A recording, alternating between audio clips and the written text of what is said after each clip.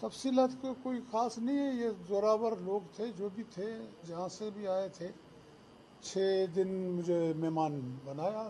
6 دن 7 دن مچھروں کے کاٹنے سے. ایک پہلے میں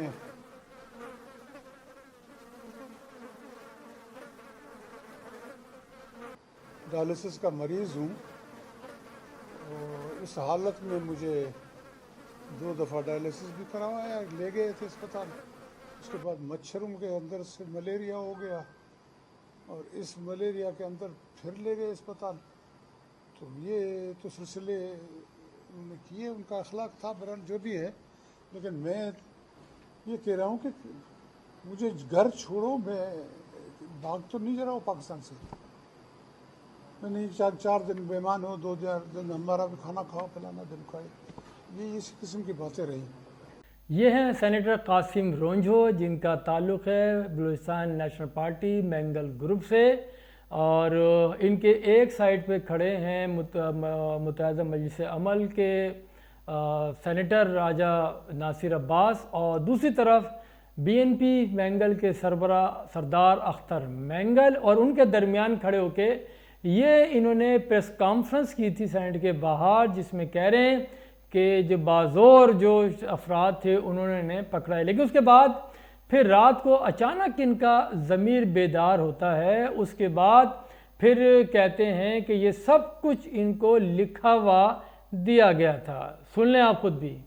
جی، آج مجھے پارٹی کے سربراہ نے اور ان کے کارکنوں نے، جو MP ہیں، کچھ 2-3 MP اور ان سب نے لے جا کے سینیٹ میں ایک پریس کانفرنس زبردستی کروائی مجھ سے.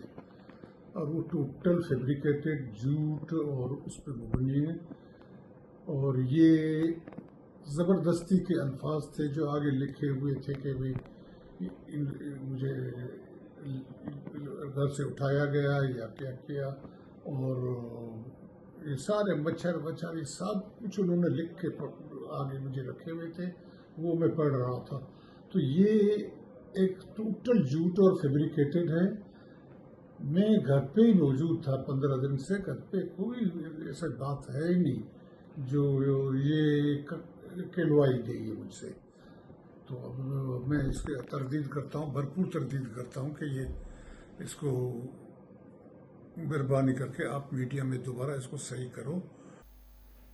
تو یہ ہیں، آپ نے سن لیا ان کو کس طرح سے کہہ رہے ہیں کہ سب کچھ انہیں لکھا ہوا دیا گیا تھا اور مجبوراً ان کو پڑھنا پڑا کہ انہیں زبردستی لے کر گئے تھے اور کوئی مچھر والی بات نہیں. حالانکہ اس ویڈیو میں پہلی والی ویڈیو دکھائی ہے آپ کو جو آپ نے دیکھ لی ہے، اور 2 بار بولنے ڈائلسس پہ لے کر گئے تھے اور خوب مہمان نوازی کی کہ 15 دن کے لیے. اور پھر کہہ رہے ہیں کہ اب انہیں زبردستی لے کر گئے تھے ان کے پارٹی کے سربراہ، اور ایسی کوئی بات نہیں ہے. یہ بہرحال پاکستان کی سیاست میں ہم نے اکثر دیکھا ہے کہ جب مطلوبہ ہدف پورا کرنا ہوتا ہے یا ووٹوں کی کمی کا سامنا ہونا ہوتا ہے، کبھی چھانگا مانگا اور کبھی سندھ ہاؤس اور کبھی مری کی گلیاں تو کبھی پنجاب ہاؤس، اس طرح کی چیزیں اکثر ہوتی رہتی ہیں. اور ابھی 26ویں آئینی ترمیم، اس میں جو ووٹوں کی کمی تھی، اس میں بھی دیکھیں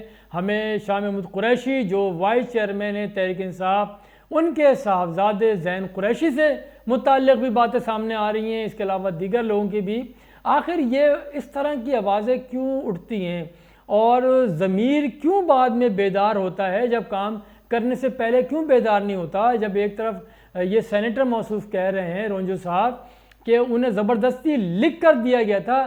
یہ اگر آپ دیکھیں عمر کے اس حصے میں یہ رونجھو صاحب پہنچے ہوئے ہیں کہ ان سے زور اور زبردستی کوئی کیسے کروا سکتا ہے. اس طرف دیکھیں لاغر پریشانی کے عالم میں دکھ رہے تھے، پھر یہاں بیٹھے ہوئے اس طرف ان کی باڈی لینگویج جو دوسری ویڈیو ہے اگر آپ دیکھیں تو وہ کس طرح سے بات کر رہے ہیں.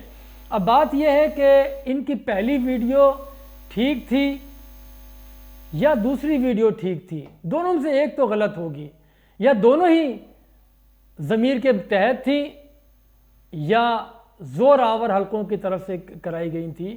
تو یہ ایک ایسا سوال ہے جس کا جواب میرے خیال میں پورے تمام پاکستانیوں کے علم ہے، بخوبی وہ جانتے ہیں کہ بارہا لوگوں کے ضمیر جاگا کرتے ہیں، بعد میں وہ کام نکل جانے کے بعد، جیسے سرکاری افسران جب بیوروکریٹس ہوتے ہیں وہ اپنی پوری لائف گزارنے کے بعد، عیاشیاں کرنے کے بعد، کرپشن کے نئے نئے ڈھنگ وزراء کو سکھانے کے بعد، وہ پھر ان کا ضمیر بیدار ہوتا ہے، بعد میں کہتے ہیں کہ کیسے وہ کبھی کوئی تجزیہ کار بن جاتا ہے، کبھی وہ کوئی آپ کو یعنی دینی مسائل بتا رہے ہوتے ہیں، تو اس وقت ان کا ضمیر بیدار نہیں ہوتا۔ جب عمر کے اس حصے میں پہنچ جاتے ہیں، وہاں سے ہر چیز اپنی آسائشیں لوٹ لیتے ہیں، اس کے بعد پھر خیال آتا ہے کہ یا وہ سب کچھ غلط تھا، کیا یہ کوئی قابل معافی ہے؟ یہ جرم اس طرح کے سب کچھ کر لو، سب معلوم ہے آپ کو، سوچتے ہوئے سمجھتے ہوئے، اور بالغ آپ ہیں، جس آپ کی 2 نسلیں آپ کی جوان ہو چکی ہیں، اس میں آپ کہہ رہے ہیں کہ زور و